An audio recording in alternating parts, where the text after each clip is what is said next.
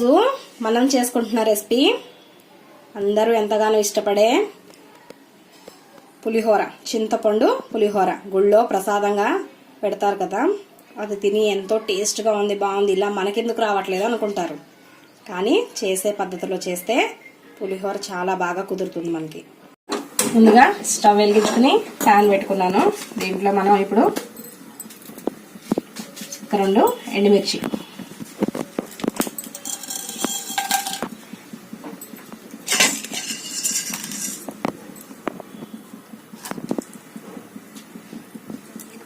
ఏడెనిమిది మిరియాలు, కొద్దిగా మెంతులు,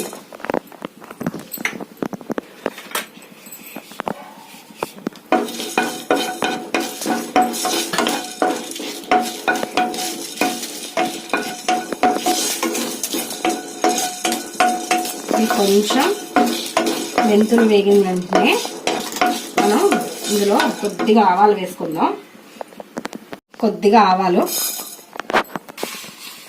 కొద్దిగా నువ్వులు వేసుకుంటే టేస్ట్ బాగుంటుంది పులిహోరకి.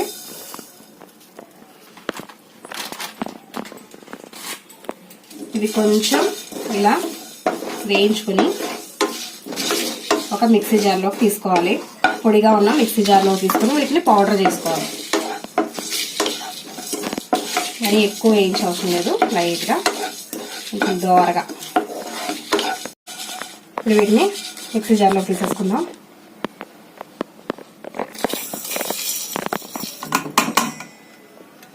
ఇదే ప్యాన్లో ఆయిల్ వేసుకుని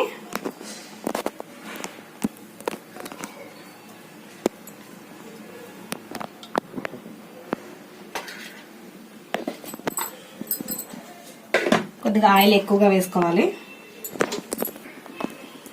కొద్దిగా ఆవాలు వేసుకోవాలి. కొద్దిగా చిటికెడు, ఎక్కువగా అవసరం ఉండదు, కొద్దిగా జీలకర్ర,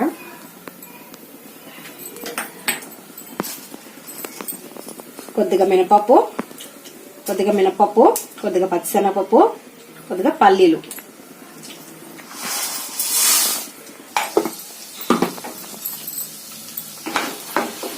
వీటిని కొంచెం మీడియం ఫ్లేమ్లో పెట్టుకుని వేయించుకోవాలి. ఇవి మాడిపోతే టేస్ట్ ఉండదు. మీడియం ఫ్లేమ్లో పెట్టి వేయించుకోవాలి. దోరగా వేగితే బాగుంటాయి. ఇందులో పచ్చిమిర్చి ఒక 10-15 వేసుకుంటున్నాను. ఘాటు ఉండాలి కదా, అందుకోసమని ఒక 10-15 పచ్చిమిర్చి, ఒక గుప్పుడు కరివేపాకు. ఫ్రెష్ కరివేపాకు అయితే స్మెల్ బాగా వస్తుంది.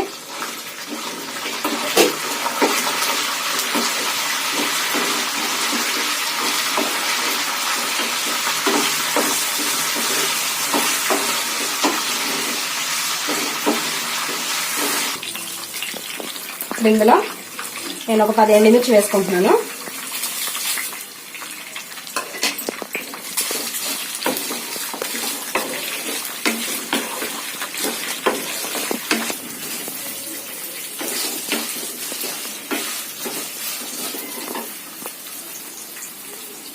ఇలా వేయించుకున్న ఈ పోపులన్నీ మనం ఉడికించి పెట్టుకున్న రైస్లోకి తీసేసుకుందాం.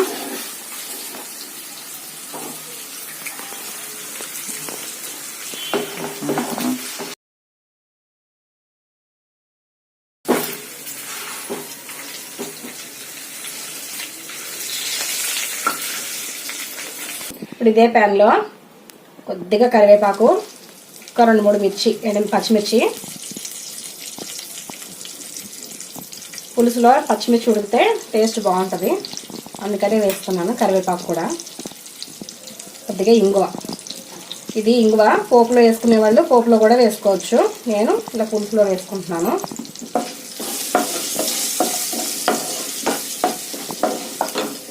ఇలా వేయించుకున్న దీనిలో మనం చింతపండు గుజ్జు వేసుకోవాలి. తీసి పెట్టుకున్న చింతపండు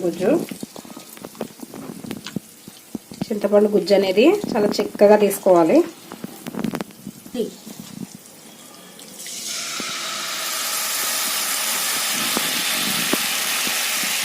నేను ఒక అరగంట ముందు చింతపండు నానబెట్టుకున్నాను. ఈ చింతపండు 50 గ్రాములకి కొద్దిగా ఎక్కువ చింతపండు తీసుకున్నాను నేను.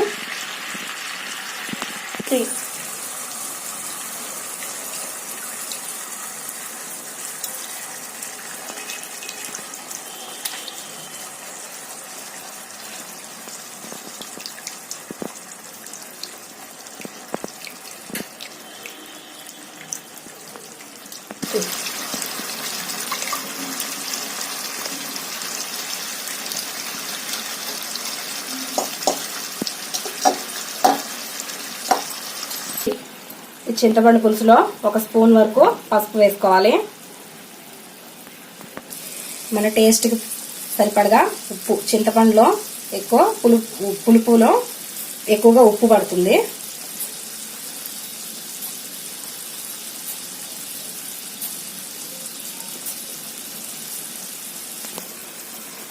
చింతపండు ఉడికేటప్పుడే కొద్దిగా బెల్లం ముక్క వేసుకుంటే టేస్ట్ బాగుంటుంది పులిహోర. పులుసు, ఈ చింతపండు పులుసు కొంచెం దగ్గరగా అయ్యే వరకు ఉడకనివ్వాలి దీన్ని. ఇది ఉడుకుతూ ఉంటుంది. ఈ లోపల మనం ఇందాక వేయించి జార్లో తీసుకున్నాం కదా నువ్వులు, ఆవాలు, మిరియాలు ఇవన్నిటిని గ్రైండ్ చేసుకుని పౌడర్ చేసుకుందాం. మనం గ్రైండ్ చేసుకున్న ఈ పౌడర్ని ఇందులో వేసుకోవాలి రైస్లో.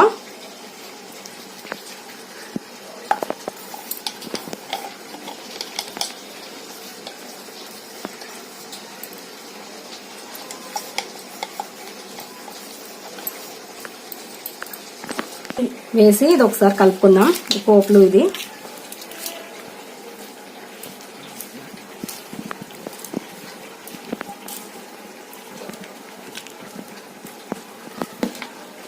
అన్నం కొంచెం చల్లగా అయితే మెతుకులు చిదిగిపోకుండా బాగా వస్తుంది పులిహోర మనకి. అన్నం కూడా వార్చిన అన్నం బదులు కుక్కర్లో వండుకుంటే పులిహోర టేస్ట్ చాలా బాగుంటుంది.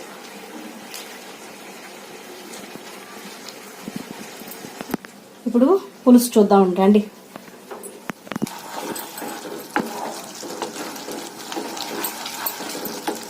ఇంకొంచెం దగ్గరగా uniద్దాం. మన పులుసు దగ్గరకు అయింది. చూసారు కదా, ఈ థిక్నెస్ వచ్చే వరకు ఉడికించుకోవాలి. ఇంతకన్నా ఎక్కువ థిక్నెస్ అయితే మనకి పులిహోర అనేది పులుపు ఎక్కువ అయిపోతుంది. ఇప్పుడు ఇది మనం రైస్లో వేసి కలిపేసుకుందాం.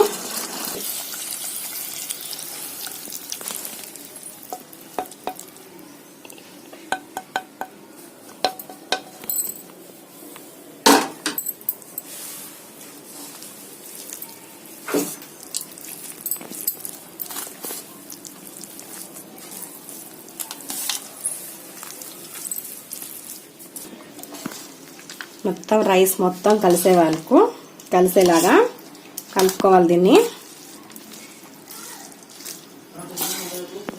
కొంచెం వెడల్పాటి పాత్రలో అయితే బాగా కలుస్తుంది.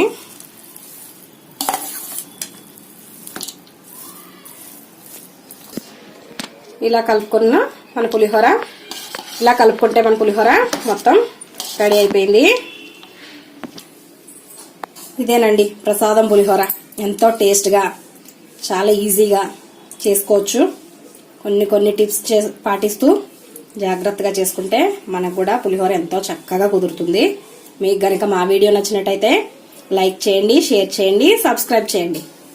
పక్కనే ఉన్న బెల్ ఐకాన్ యాక్టివేట్ చేయండి. మేము చేసే మరిన్ని ఇంట్రెస్టింగ్ వీడియోస్ మీకు నోటిఫికేషన్గా వస్తాయి.